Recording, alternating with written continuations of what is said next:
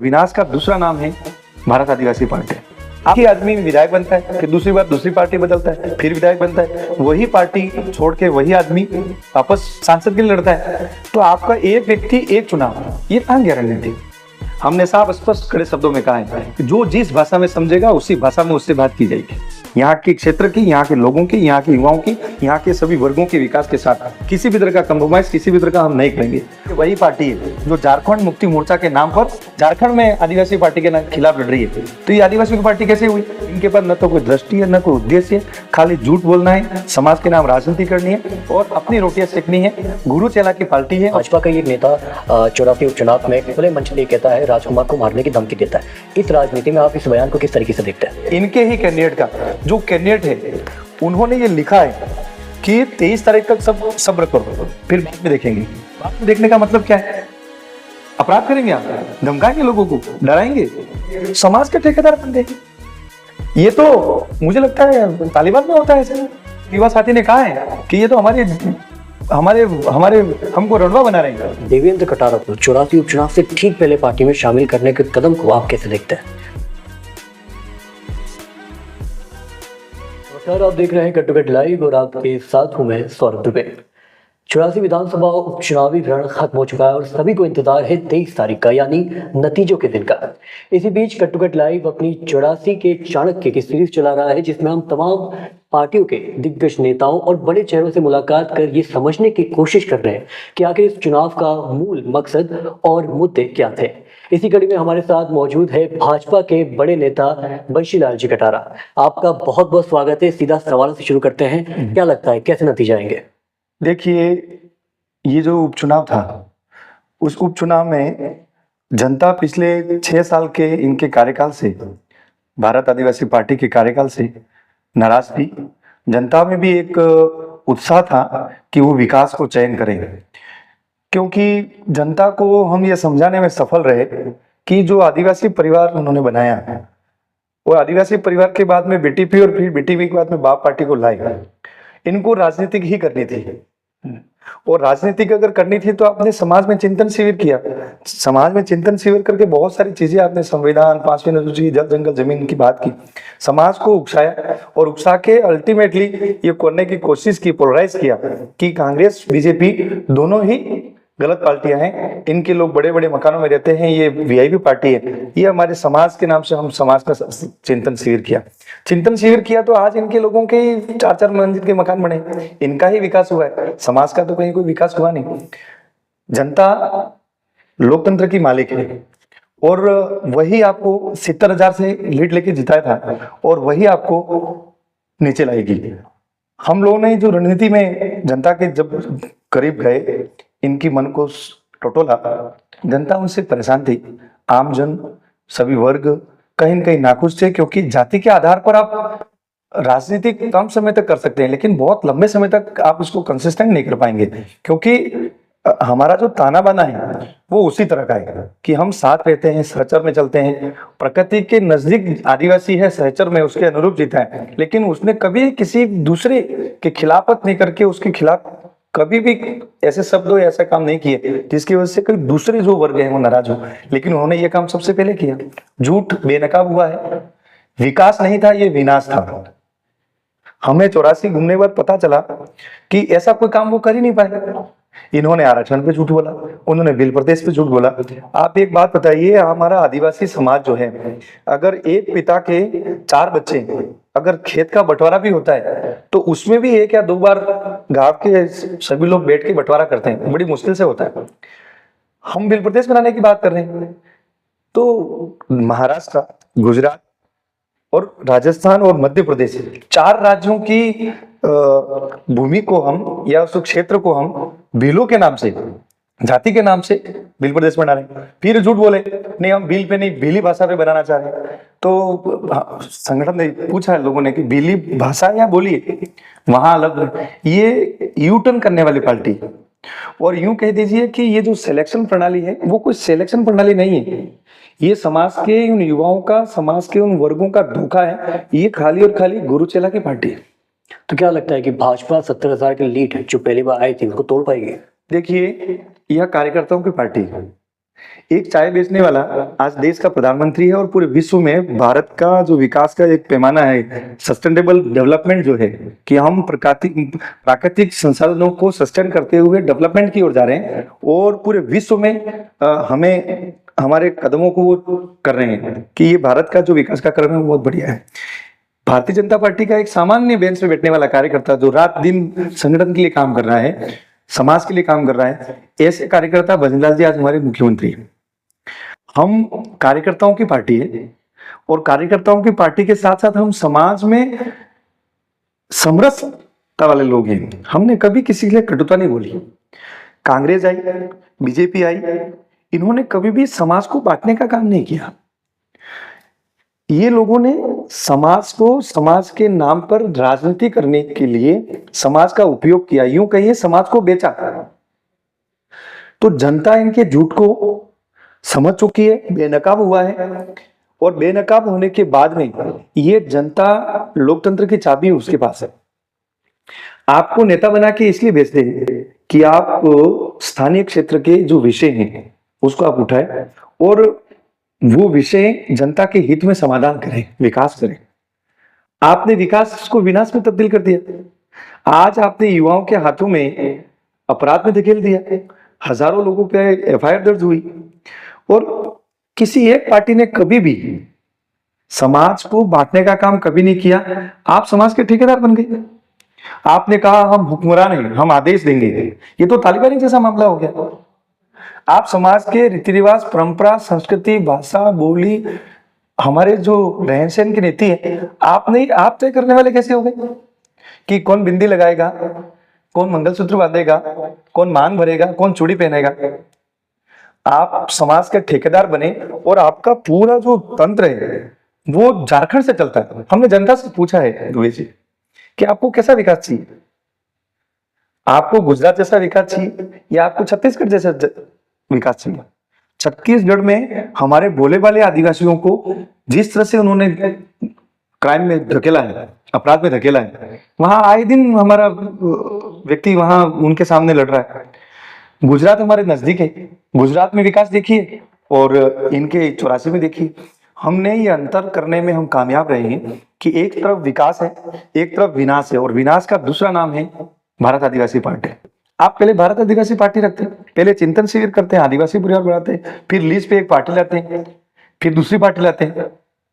आप सिलेक्शन प्रणाली की बात कर रहे हैं। जब आपने पहली बार जब आपने आदिवासी परिवार बनाया, आप उद्देश्य से भटक गए।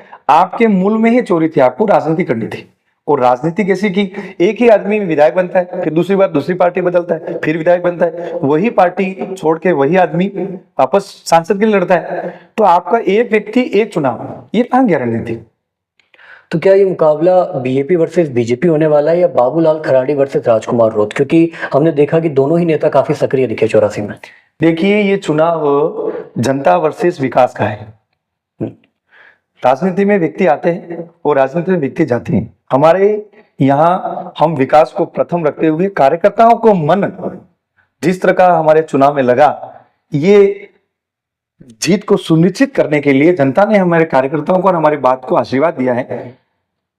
राजकुमार जी अपनी पार्टी लेके लड़ रहे हैं, भारतीय जनता पार्टी अपने एथिक्स पे, अपने उद्देश्यों पर, विकास पे, सबका साथ सबका विकास पे लड़ रही है। भजनलाल जी एक आम कार्यकर्ताओं की तरह कार्य कर रहे हैं और जिस तरह से हमने एक साल में जितनी नौकरियां दी हैं, जितना हमने डेवलपमेंट किया है, जितना हमारा मैनिफेस्टो था, उसके 40 से 50% हमने वादे पूरे किए। कौन सी ऐसी सरकार होगी जो साल के पहले बजट में ही इतना शानदार बजट दिया कि कांग्रेस जी खुद कहने लगे कि ये तो सबसे अच्छा बजट है।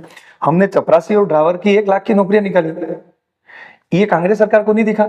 ये खुद भी बाप पार्टी ने भी, राजकुमार जी ने अलायंस किया कांग्रेस बचाने के लिए, तब उन्होंने रोजगार की बात नहीं सोची, तब उन्होंने पलायन पे बात नहीं की, तब उन्होंने विकास पे बात नहीं की, तब उन्होंने पानी पे बात नहीं की, तब उन्होंने आरक्षण पे बात नहीं की। आज लोगों को आप कितनी बार झूठ बोलेंगे? आखिरकार में यही तो जनता है जो आपको हीरो बना रही है और यही जनता आपको जीरो बनाएगी। तो स्वाभाविक है इस बात बहुत बड़ी वोटों के अंतर से झूठ का बेनकाब हुआ है इनका चेहरा और सबके सामने सच आया है कि ये झूठ बोलने वाले हैं, जोर से बोलने वाले हैं और जाति के नाम पे हमारे यहाँ भोले भाले आदिवासियों को वो लोग बरगला रहे हैं। हमने साफ स्पष्ट कड़े शब्दों में कहा है कि जो जिस भाषा में समझेगा उसी भाषा में उससे बात की जाएगी। यहाँ के क्षेत्र की, यहाँ के लोगों की, यहाँ के युवाओं की, यहाँ के सभी वर्गों के विकास के साथ किसी भी तरह का कंप्रोमाइज, किसी भी तरह का हम नहीं करेंगे। और जो लोग जिस भाषा में समझेंगे, मतलब मेरा ये साफ है कि आप हमारे युवाओं को अभी इस अपराध की गिरोह में नहीं डाल सकते, आप हमारे युवाओं को नौकरी से दूर नहीं कर सकते, आप हमारे युवाओं पे अनावश्यक एफआईआर नहीं करा सकते। आप झूठ बोल रहे हैं। लेकिन राजकुमार रोहत ये गंभीर आरोप लगाते हैं भाजपा पे कि उन्होंने प्रशासन का दुरुपयोग किया है। इस बयान के पीछे की हकीकत क्या है? देखिए, जनता का जब समर्थन और साथ किसी नेता से हटता है तो ये बौखलाहट साफ है। राष्ट्रीय पार्टियां कई बार ईवीएम पे बोलती है, राजकुमार जी प्रशासन पे बोल रहे हैं। उपचुनाव था, हमारे सारे कार्यकर्ता ऊर्जा के साथ लगाए, इतनी हलचल मची है, जनता ने अपार साथ दिया है। जहां बैठे गए, हम खाटला बैठक की, जाजा बैठक की, हमने बुजुर्गों को, माताओं बहनों को, साधु संतों को, युवाओं को, काश्तकारों को, व्यापारियों को, सबसे पूछा है कि आप 6 साल का हिसाब दीजिए। ये कभी 6 साल का हिसाब नहीं देते। ये गलत बातों को तोड़ मरोड़ के जनता को ब्रगलाने का काम करते हैं। जनता इनके सच को समझ चुकी है। आप ये बताइए कि आपने सुप्रीम कोर्ट का एक जजमेंट है, कोटे में कोटा, आप यहाँ के भील प्रदेश की बात कर रहे हैं, भीलों की बात कर रहे हैं, आदिवासियों की बात कर रहे हैं। आपने कोटे का अपने सुप्रीम कोर्ट का विरोध क्यों किया? क्यों हमारा बेटा कलेक्टर नहीं बनेगा? क्यों हमारी बेटी आईएएस नहीं बनेगी? हमारी बच्ची भारतीय प्रशासनिक सेवाओं में, राजस्थान की प्रशासनिक सेवाओं में हमको आरक्षण नहीं चाहिए? हम किसी का विरोध नहीं करते हैं। सुप्रीम कोर्ट ने जब हमने कहा है, राजकुमार जी का पहले दिन स्टेटमेंट है कि कूटो और ये लूटो की राजनीति है, बांटो और राजनीति अंग्रेजों की नीति है। तो आप भील प्रदेश बनाना चाह रहे हैं, भीलों की बात नहीं करना चाह रहे हैं, क्षेत्र की बात नहीं करना चाह रहे हैं। आप किस तरह की राजनीति कर रहे हैं? और ये वही पार्टी है जो झारखंड मुक्ति मोर्चा के नाम पर झारखंड में आदिवासी पार्टी के खिलाफ लड़ रही है। तो ये आदिवासियों की पार्टी कैसे हुई? आप आदिवासी पार्टी नाम रखते ही नहीं, आदिवासी समरस पार्टी रखते हैं जिसमें सब लोग आ जाते हैं। यहाँ जिसने खिलाफ ये लड़े वो आज इनके यहाँ जनरल सेक्रेटरी बना के बैठे हैं लोग। तो आपने अल्टीमेटली आम जन को, युवाओं को समाज के नाम पे खाली और खाली रोटियां सेकी है, इनकी भावनाओं के साथ खेले, इनका विकास को विनाश के रूप में तब्दील किया है। हजारों लोग नौकरी में लग सकते थे, हजारों लोग का जीवन सुधर सकता था, इस क्षेत्र का विकास हो सकता था। जो विकास से आपने तोड़कर, आप विकास का क्या मायने समझते हैं? आप गुजरात में जाकर व्यापारियों के साथ में हमारे जो वहां कामगार हैं उनसे जाके आप यूनियन बना रहे हैं कि हमारे आदिवासी पार्टी को ले लीजिए। आप ये बताइए, जो लोग पलायन में वहां गुजरात जा रहे हैं, आपने 6 साल में ऐसा क्या किया? ये लोग तो रुक सकते थे ना। कुल मिला के उद्योग के लिए इंडस्ट्री चाहिए, इंडस्ट्री के लिए आपकी सेफ्टी, सुरक्षा चाहिए। मासवाड़ा में कोई प्लांट चल रहा है, आप उसका विरोध कर रहे हैं और आप यहाँ कह रहे हैं कि हम विकास करेंगे। विकास है कहाँ इनके पास में? समाज की क्या नीति है, क्या दृष्टि है? आप 20 साल में, 25 साल में समाज को कहाँ ले जाना चाह रहे हैं? इनके पास न तो कोई दृष्टि है, न कोई उद्देश्य है, खाली झूठ बोलना है, समाज के नाम राजनीति करनी है और अपनी रोटियां सेकनी है। गुरु चेला की पार्टी है और गुरु चेला जो करते हैं, आप कहते हैं जाजम पे बैठ के बात कर रहे हैं। आपने कभी आंकड़ा खोला क्या? आपने समाज में डोमिनेट में की डाला क्या कि इतने वोट इसके पक्ष में पड़े? ऐसा होता तो पोर्टल नहीं खड़े होते विरोध में, ऐसा होता कि इनके चिखली के प्रधान जो पति हैं वो सामने खड़े नहीं होते। ये कुल मिला के ये सब चीजें समझ चुके हैं समाज, और समाज का जनाधार जा रहा है तो ये बौखला रहे हैं और प्रशासन और भारतीय जनता पार्टी पे आरोप लगा रहे हैं। लेकिन भाजपा का ही एक नेता 84 उपचुनाव में खुले मंच से कहता है, राजकुमार को मारने की धमकी देता है। इस राजनीति में आप इस बयान को किस तरीके से देखते हैं? देखिए, ऐसा है कि पहली बात तो ये जो उनका सोशल मीडिया का जो ट्रिगर है, ये चीजों को काटते हैं और जो चीज पहले उसका वक्तव्य कहाँ से चालू हो रहा है आप इसको पूरा समझने की कोशिश करिए ना। उन्होंने ये कहा है कि इनकी पार्टी, राजकुमार जी और इनके कार्यकर्ता आपराधिक गतिविधियों में लिप्त हैं, अपराध कराते हैं, उकसाते हैं, हमारे युवाओं को, यहाँ के क्षेत्रों को बर्बाद किया है। ऐसे लोगों को बाहर निकालो। ये कह रहे हैं रगड़ा निकालना। रगड़ा निकालने का मतलब क्या है? इनके प्लेटफॉर्म पे इनके ही कैंडिडेट का जो कैंडिडेट है उन्होंने ये लिखा है कि 23 तारीख तक सब सब्र करो, फिर बाद में देखेंगे। बाद में देखने का मतलब क्या है? अपराध करेंगे आप, धमकाएंगे लोगों को, डराएंगे? ये ऐसा नहीं चलने वाला है। इनके जो अनिल जी हैं, इनका आभार धन्यवाद कर उपचुनाव के बाद इनका एक पत्रक छपता है, मैं आपको शेयर करूंगा, आप इस वीडियो में एडिट करके उनको बताइएगा कि एक प्रत्याशी जो भारत आदिवासी पार्टी का, वो कह रहा है कि 23 तक सब शांत रहे, फिर बाद में देखेंगे। मतलब जीत जाएंगे क्या आप यहाँ के लोगों को कूटेंगे? शासन सत्ता को आप चैलेंज करेंगे? लॉ एंड ऑर्डर को बिगाड़ेंगे? ऐसा नहीं होने देंगे। इसीलिए बार बार कह रहे हैं, सरकार और सत्ता, संगठन, समाज एक क्रम है। अगर किसी ने गड़बड़ की तो प्रशासन अपना काम करेगा, सरकार अपने काम करेगी। भाजपा पे एक आरोप ये भी लग रहा है कि जितने भी निर्दलीय उम्मीदवार 84 उपचुनाव में उतरे हैं वो कहीं ना कहीं भाजपा से समर्थित है, क्या ये सही है? देखो, मैं यही बात आपको कह रहा था कि ये पार्टी जो है वो मुद्दा बदलने वाली पार्टी है। अब इनके पास में कुछ बचा नहीं है कि अब इनको कहे क्या। आप ये बताइए, आप जिस सिलेक्शन प्रणाली की पार्टी की बात कर रहे हैं, अगर वो सिलेक्शन प्रणाली सही होती, गुरु चला अपनी मनमर्जी नहीं करते, पहली बात तो ये कोई पार्टी नहीं है, ये गुरु चला की पार्टी है। गुरु कहता है, चला यस करता है और बाकी सबको कन्वे कर दिया जाता है कि इसको सबसे अधिक वोट मिले। मैं आपके चैनल से ये कहना चाहता हूं, बाप पार्टी के सभी पदाधिकारियों को, राजकुमार जी को, इनके गुरु जो भंवर लाल परमार है, आपको अगर राजनीति करते तो आप आ जाइए ना। आप चिंतन शिविर करते करते ये बाप पार्टी में कहाँ आ गए? आपका कंट्रोल उनके पास में। आप पोपटलाल को कितने वोट मिले और बाकी अभ्यर्थियों अनिल जी को और उनको कितने वोट मिले, समाज के डोमेन में आप खड़े हो जाइए, तब हम मानेंगे कि समाज की पार्टी। आप कहते हैं ये जाजम की व्यवस्था है, तो क्या ये आदिवासी समाज आपसे पूछता नहीं चाहता कि आखिर आपके लोग आपसे क्यों उठे? और संगीन आरोप लगा रहे हैं, कह रहे हैं कि ये तो दो व्यक्ति हैं, वही बात कर रहे हैं, वही चल रहा है, कोई संविधान नहीं पार्टी का कोई उद्देश्य नहीं, समाज के लिए अब तक 6 साल में कुछ विकास नहीं किया। झूठ बोलने वाले लोग हैं। कडाना का पानी, बैक वाटर आप उठा के गेजी घाटा तक लाते हैं, कहते हैं मैं ये घर घर आपके पानी भिजवा दूंगा। आपको पता है राष्ट्रीय पार्टी भारतीय जनता पार्टी ने जल जीवन मिशन योजना पूरे भारत में प्रारंभ की। हमने इस स्कीम को बना के घर घर व्यक्ति के नल भिजवाने का काम किया है, नल से जल पिलवाने का काम किया, वो इसी का एक हिस्सा है। आप सरकारी योजना पर भी इस तरह की राजनीति कर रहे हैं। आप कहते हैं कि ये सरकार ने रोक दिया, आप सैंक्शन दिखाइए, कहाँ सैंक्शन, कितने करोड़ की सैंक्शन है, क्या करने वाले थे? ये खाली और खाली लोगों को विकास से दूर करना चाह रहे हैं। यहाँ 200 विधायक हैं राजस्थान में, 700 के अधिक राज्यसभा लोकसभा के हमारे माननीय सांसद हैं। क्या इतने सारे सांसद, इतने सारे लोग जो हैं अपनी अपनी अगर योजना चलाने लग जाएंगे, कोई कहेगा मैं बिल प्रदेश बनाऊंगा, कोई कहेगा मैं करुणा का पानी लगाऊंगा, कोई कहेगा मैं यूनिवर्सिटी बना दूंगा, क्या हर सांसद अपनी योजना बना के करे तो सरकारें क्या करेंगी? सरकार के अंदर विधानसभा और लोकसभा में जनहित की योजनाएं बनती हैं और जो जनता के लिए हितकारी हो वो योजनाएं जनता सरकारें धरातल तक लाती हैं। कोई व्यक्तिगत श्रेय नहीं ले सकता। हाँ, हमारे जनता की जनमानस की जो चीजें वो सरकार के पटल पर रख सकते हैं, लेकिन आप खुद ही संविधान बनाने लग गए, पार्टी के ठेकेदार बन गए, समाज के ठेकेदार बन गए। ये तो मुझे लगता है तालिबान में होता है ऐसा। आप आदेश दे रहे हैं कि कल से कोई व्रत नहीं करेगा, आप आदेश दे रहे हैं रोज दारू की एक घुट पीनी चाहिए, हम आदिवासी हैं, मूल निवासी, आप कल से बिंदी नहीं लगाएगा। हमारा एक युवा साथी ने कहा है कि ये तो हमारे हमारे हमको रणवा बना रहे हैं। हमारी पत्नियां हैं, सुहाग का मतलब उसके पति होना, मान बनना मतलब उसका पति का होना, भारतीय संस्कृति का एक अहम हिस्सा है। आप इतने बड़े ठेकेदार बन गए कि समाज को पूरा आपने आदेश देना चालू कर दिया, उपदेश दे रहे हैं कि भाई यही होगा, हम जो बोलेंगे। तो ये इनके लोग भी समझ चुके हैं, आम जनता भी समझ चुकी है, लोग भी समझ चुके हैं। वापस भाजपा पे लौटते हैं हम।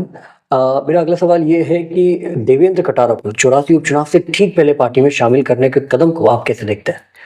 देखिए, भारतीय जनता पार्टी का जो निर्णय है वो सर्वोपरि होता है।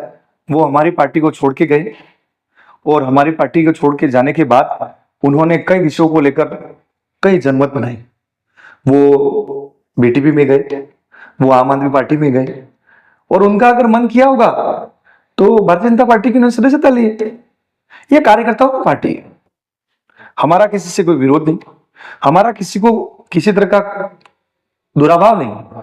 कोई आता है तो बड़े मन से हम हमारी पार्टी में उसको सम्मिलित करते हैं और ये विषय हमारे शीर्ष नेतृत्व का है, जिले के नेतृत्व का है। आए और कार्यकर्ता की तरह काम करिए। पार्टी के उद्देश्यों को विरुद्ध अगर कोई काम करेंगे तो अनुशासन पार्टी में है। ये बाप पार्टी नहीं है, ये आप पार्टी नहीं है, ये कांग्रेस पार्टी नहीं है, ये बीटीपी नहीं है, ये अनुशासन की पार्टी, ये कार्यकर्ताओं की पार्टी, ये समाज के लिए लड़ने वालों के लिए विकास के दूसरे नाम वाली पार्टी है। यहाँ वही व्यक्ति स्थापित हो सकता है, वही व्यक्ति जनता के हित की बात कर सकता है जो सबका साथ सबका विकास अंतिम व्यक्ति के उद्देश्य के लिए काम करेगा। उन कार्यकर्ताओं की पार्टी में सबका हमारा स्वागत है। हमें किसी तरह के किसी पे कोई आक्षेप नहीं है। ठीक है, वो लौट गए, घर आए, अच्छा करें, पार्टी के हित में काम करें। बंशीलाल कटारा जी को क्या लगता है, उनका पार्टी में आना फायदेमंद है या नुकसानदायक? हमने कहा है कि हम किसी पद और लोभ लालच और चुनाव लड़ने के लिए काम नहीं कर रहे। पार्टी के एक सिपाही हैं, पार्टी जिस तरह का काम हमको देगी।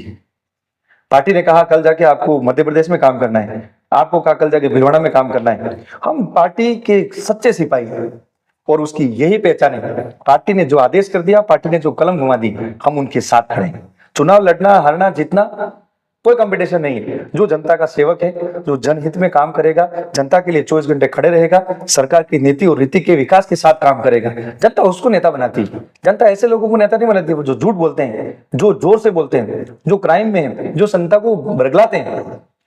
ये कई ऐसे एलिमेंट हैं जिनकी वजह से आज ये परिस्थितियां हुई हैं और धीरे धीरे सरकार, सत्ता, संगठन, आम लोग ऐसे लोगों को समझ चुके हैं, ऐसे लोगों को बेनकाब कर चुके हैं जो चिंतन शिविर में जाके जोर जोर से बोलते थे कि हमारे पे आईपीसी लागू नहीं होती, हमारे पे कानून लागू नहीं होता, हम हमारा बिल प्रदेश बनाएंगे, सारी नौकरियां हमारी होंगी, सारा आरक्षण हमारा होगा।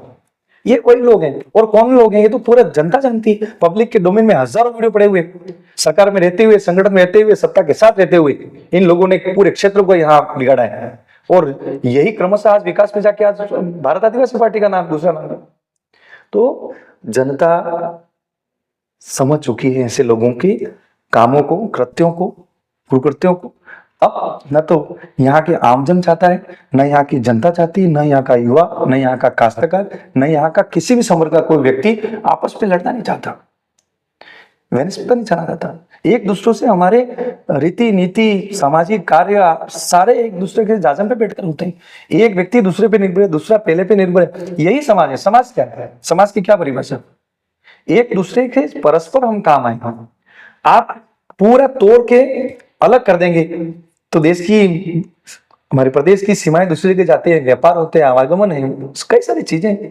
तो किसी के आने से और किसी के जाने से ना कोई कंपटीशन है, ना कोई किसी तरह की हमारी वैनिस्पता है। आए पार्टी में एक अच्छे सिपाही की तरह सब काम करें, और भी आ रहे हैं, हम सबका स्वागत करते हैं। क्योंकि जिस पार्टी का हमारे जो जिन्होंने स्थापना की, पंडित दीनदयाल जी और हमारे उन्होंने पहले ही शब्द में कहा है कि हम लोग समाज की उन्नति के लिए अंतिम व्यक्ति, जो अंतिम पंक्ति में जिसको कोई नहीं पूछ रहा था। राजीव गांधी जी ने स्वयं कहा था उनके शासन में, मैं 1 रुपया बेचता हूं तो यहाँ 25 पैसा आता है।